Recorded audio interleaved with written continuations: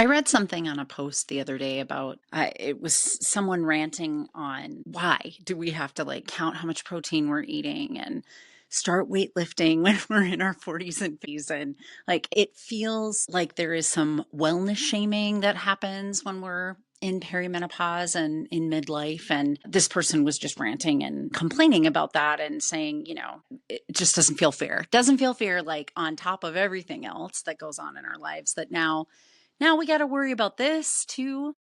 And so today I wanted to talk about why the exhaustion is real. It's real for all of us at this stage. And how to push back. Yeah. What do you need to do when you're feeling all of that pressure to let's fix this, right? Like, here's the recipe. And if you do it right, then you'll be fine.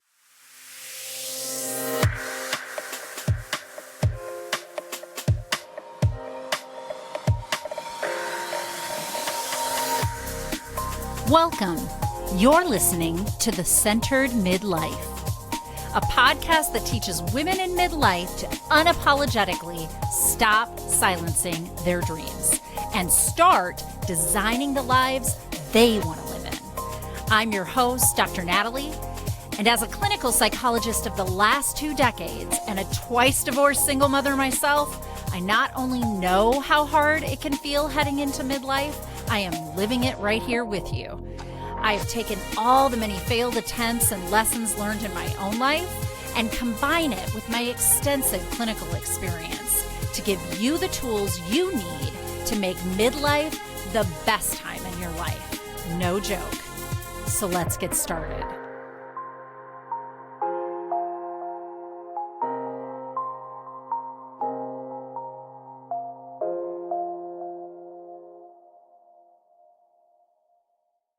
Welcome back, everybody, to A Centered Midlife. And today it's going to be short. It's going to be sweet. I just wanted to talk about this post and what it brought up for me. I think a few of you know that I've been through some of my own perimenopausal and medical issues in my midlife. I've posted about that before. And I think it was like last November, maybe October, I had done a post just after having a medical appointment at a weight loss clinic, of all things, because that is what my doctors have sent me to fix the medical issues that I have. And if you're not on YouTube, you don't see that I'm using air quotes when I say fix. And it was probably one of the most viral posts that I had. It was right after, and I just in my car kind of vented about it. And so that's, when I read this Reddit post, I was like, this feels vaguely familiar, it's demoralizing and exhausting, right? It's just exhausting, the amount of things that we're being asked to do to fix things. And I want to talk about this, but I also want to talk about what my suggestion as a psychologist is for women in midlife to be doing when they're feeling this level of exhaustion with what's coming at you to fix, air quotes, your life. So, because I think it's coming at us not just medically, like this person was complaining about the how many grams of protein and blah, blah, blah. That was more on a physical line, but I think that this comes at us in different ways. I want to start with biologically, we are in a chaos of hormones, right? Not unlike we were like between ages of like 10 and 15, depending on when we had our first menses, the year building up to that. And then the years after that, as our body kind of settled in, there isn't kind of an up down, like here's when estrogen is high and progesterone is low, and here's where they meet, and here's where progesterone is high and estrogen is low. But they all kind of, if you looked at it in waveform, looked about the same. When we first start to get our hormones, that looks chaotic. And of course, when we start to sunset with those hormones, it looks chaotic. And the amount of emotional change that happens during that is unfreaking believable. So I don't think that I can say it enough. Like, your estrogen goes down, and there are so many neurotransmitters that go down with her. And so your body is learning how to create that, but create it in different ways. And it never gets back to the level that it was while you were menstruating. And it totally makes sense. Because women who are menstruating, why are we menstruating? We're menstruating because we're in fertile years. And so we're supposed to be kind of drugged on feel good hormones so that when we're raising the children, we don't want to eat our young. Like there are probably some insects out there that do that. I don't know about the animal kingdom, but like for real, we are supposed to be flooded with those feel good chemicals so that the burden of childbirth and rearing doesn't feel awful. And the associated burden of taking care of many children or a family, which probably also includes partners, right? So I'm not even like, I'm not just talking about the nuclear family kind of setup. I'm just talking about biology. None of the cultural and religious norms that you layer on top of that, just the biology alone. It makes sense that when we're menstruating, that's what's happening. And as that sun sets, that's what we lose, right? And so here's the rub. The rub is that for us as women, there was all sorts of acculturation, in our roles that assumes we stay that way forever, and we don't. So in perimenopause, in midlife, as these hormones start to change, the social role also has to change with that because we can't keep up. We can't just people please the way that we did or at the level that we did. It physically tires us, like legitimately, it physically just takes us out. But the problem is that there's the rub of the fact that our habits are wrapped around having that much hormone. So we kind of are like in this really interesting, let's say, phase of needing to learn new habits. And if anything about habit formation, you know that it's hard. Like that's the reality. If you want to start a new exercise habit, man, you could really lay into it for 2 weeks and be doing really good. You miss it 2 days and it's gone, right? Like that's the reality of how habits form in our brain, neurologically, create a pathway that's super, just a freeway. And our brain wants to go to that over and over. It takes time. It takes a lot of practice, a lot of repetitions. And here we are having to unlearn these people pleasing type habits and then create ones that are going to wrap around the life that we're kind of sunsetting. Doesn't feel right. It feels like another phase, like the third phase of our life. There's like childhood, and then there's adulthood while you're menstruating, and then there is adulthood afterwards. So as we come into this third phase and we're trying to figure these things out, we also have a habit of looking outside, not inside, for that information. Does this sound familiar to you? So we want to read it on Reddit. We want to hear other people's opinions. We want to talk to our friends and family about it. We want to go to the doctor. We want to see the science. If you're somebody like me, we want to read about, what's the best way to do this. But that's also a cultural habit that is a dangerous one for women in midlife. And here is why. Not one of us are the same. Not one of us on earth, period, end of, sentence. Like I said that in my last podcast as well. Like one of the most amazing things is that, wow, like there's 8 billion ways to do this. And there's also, been billions of us before and will be billions of us after. And there's never one human that's exactly like any other human, which is a really fascinating thing to think about, right?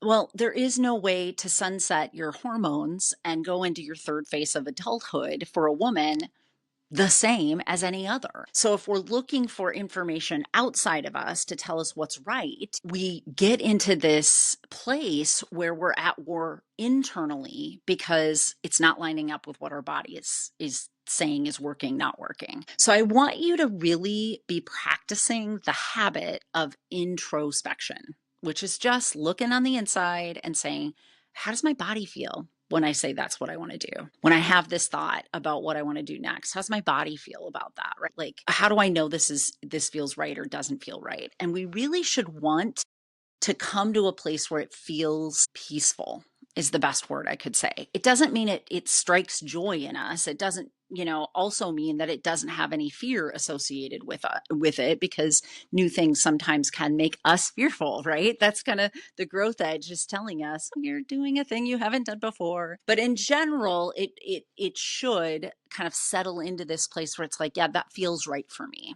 Right. I'm reading this Reddit post and I'm thinking to myself, first of all, honey, you're right. You're exhausted, and this is exhausting, right?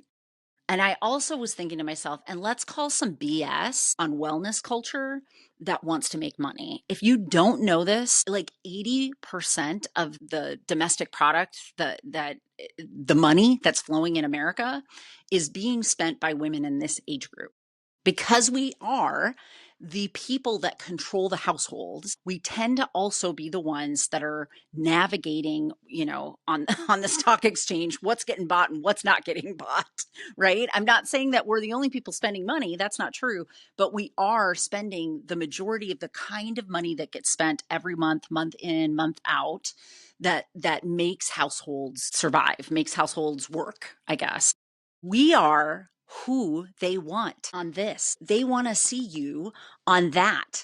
I just held up my phone. They want to get our eyeballs on things because if they can convince us that we need something, then we spend that money and there's droves of us spending that money. So I want to call BS on wellness culture that is taking this opportunity to see some of us that are looking outside for this information on what to do for our bodies because our bodies are changing. We're getting fatter because estrogen goes down, and there are way more experts out there to tell you why that happens than me. But all you need to know is that the general thing is when the estrogen goes down, all the ways in which our body stayed in a thinner state goes away as well. So our body is adjusting to that, and we want to go fix that. We lose collagen, so we have the jowls and we have the wrinkles and the saggier skin, and that doesn't go with beauty culture, right? Which I have totally. That beauty complex is absolute patriarchy and needs to be called out as bullshit. But the BS on the wellness culture is that they're coming in and they're using this as an opportunity to sell product. Okay. And I'm not saying that you don't need more protein and that it isn't great to do strength training because muscle has, in the science, been tied to longevity. So if you want to be around for a while, you do need to build muscle, which also just makes sense, right? So we start to lose more muscle when the estrogen stores go down. And because of that, let's think about I live in Minnesota. I go outside and walk and I fall and I'm in my 20s. My ability to handle that and protect my joints and my bones, great. When I'm in my 50s, not great because I have less, bone mass, I have less muscle mass, and I have a longer recovery time. And so, for all sorts of reasons, my mobility is threatened in this kind of icy environment if I'm not doing the things physically that I need to. So, don't hear that like I'm calling BS on all of it, don't do any of it, but I'm calling BS on the way that they're stressing us out with this, on the way that you can't just look through TikTok and not see a dozen posts about how you better do this. So if you're feeling tired, you should be feeling tired. Like it makes sense. Relentlessly being beaten. And there's some shaming around that because marketing does that, right? Like, oh, you could be better if you did this. So they want us to buy product or they want us to do something that, involves paying, putting money out there. Like, come on. We're not machines. And adding more things to our to-do list, you've heard me talk about this. That's a nightmare. That is a bad idea, a real bad idea, because that's part of an old habit that no longer works for us to just have this, I'm a human doer. And if I hustle enough, I will be able to have the great life. And they're kind of capitalizing on that by pushing us to let's count protein, let's make sure we're weightlifting, let's make sure, all of those things. So I read the Reddit post and I was thinking I want to just be able to sit across the couch from this woman and say, yeah, you're exhausted. By the way, there's a reason for that. They're kind of monopolizing on that. And so what my suggestion as a psychologist is, we need to listen to our intuition. And for those of us that have really suppressed that for years, being in the survival mode of culture and hustling for our worthiness at whatever level you were at with that, no shame at all. We were all there in some capacity, but for some of us, we were at a fever pitch with it. And so if I ask you straight up, what do you want? You don't have an answer.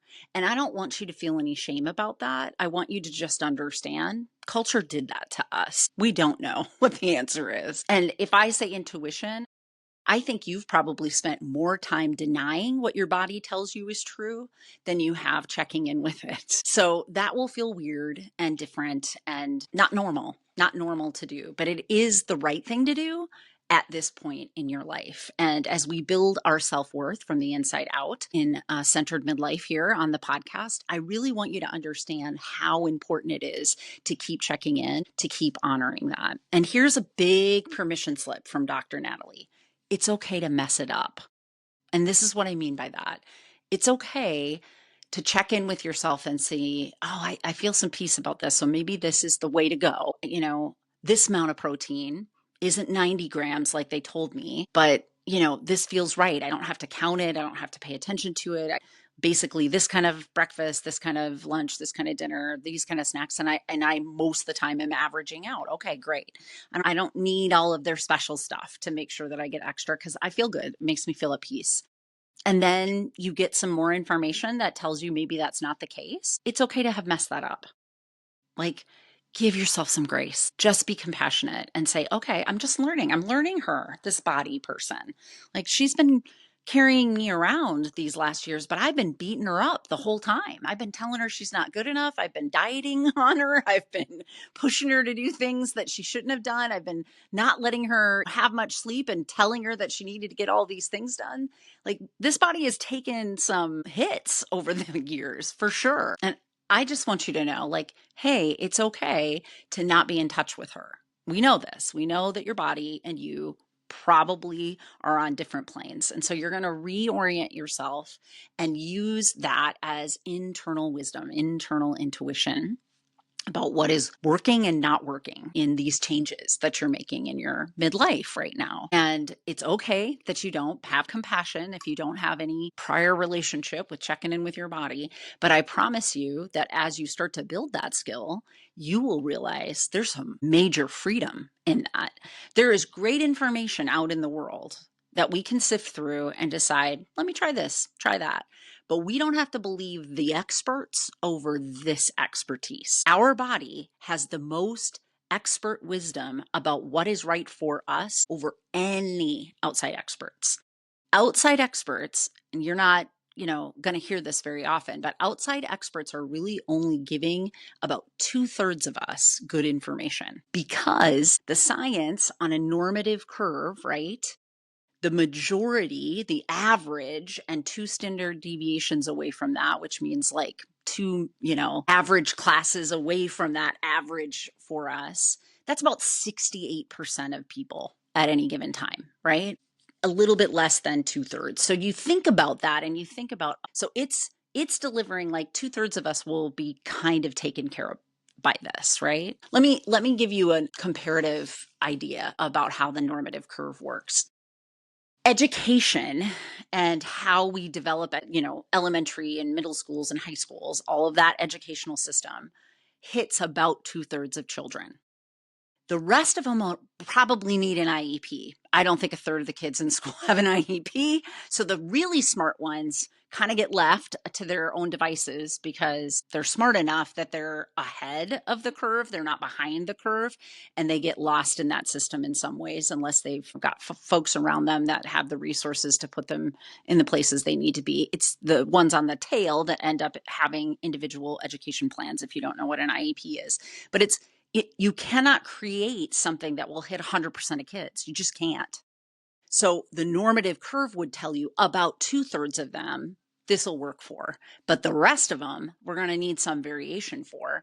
And how do we do that with, an educational system where we're just putting them all in the same room anyway? All my teacher friends, I love you. I love all that you do for all of those kids. I teach, post-secondary. And so it's a much different ballgame once you get into graduate school. But still, it's, just to give you an idea of how that normative curve works, like it's only going to help about 2/3 of us. So there's great information out there when we're going through midlife, ladies. And I'm not telling you not to think about it and look at it. I'm asking you, instead of saying that they're right, your doctor's right, the science is right, what experts are telling you to do is right. Instead of looking outside, I want you to look inside. I want you to come back to your body and I want you to ask her, does this feel right for me? And case in point, my whole journey with eating and trying to lose weight and exercise and all of those things, I was doing very great healthy things that weren't helping me to lose weight because the estrogen was going down. It had nothing to do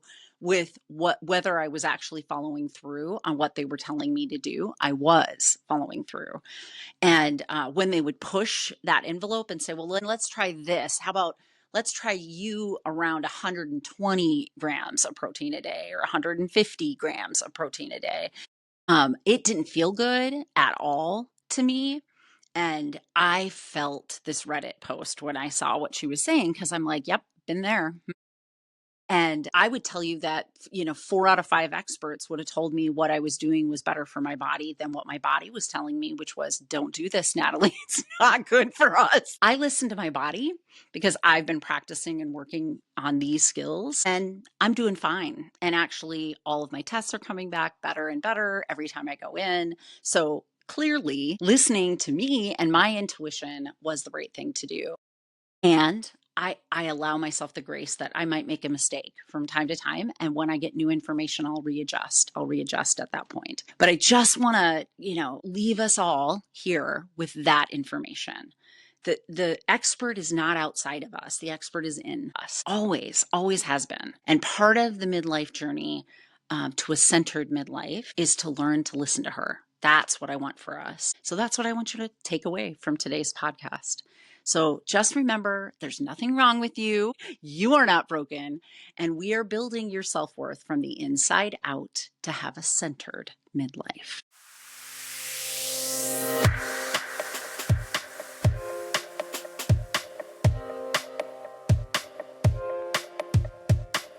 Because I am a licensed clinical psychologist in the state of Minnesota, I have to make sure at the end of each of these episodes that I give you the disclaimer that none of the material that I talk about in these podcasts is meant to replace any kind of therapy or formal medical or mental health treatment. And in fact, anything that I offer on my website, my coaching programs, any kind of psychoeducational materials that I release are not a replacement for that level of care.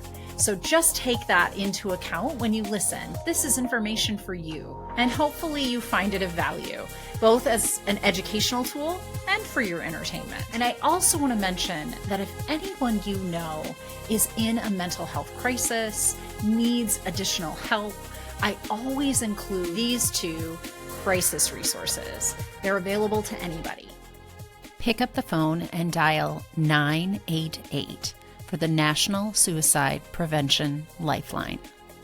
And you can always visit their website at suicidepreventionlifeline.org. Additionally, there's actually a crisis text line. So if you're not somebody that likes to pick up the phone, text HOME, home, to 741-741 to the crisis text line. And you can find them online at crisistextline.org. Thank you for listening to my podcast. And I hope that you like and follow me wherever you get your podcasts, and maybe consider leaving me a review. It always helps me to keep this podcast relevant when I know what you want to hear about.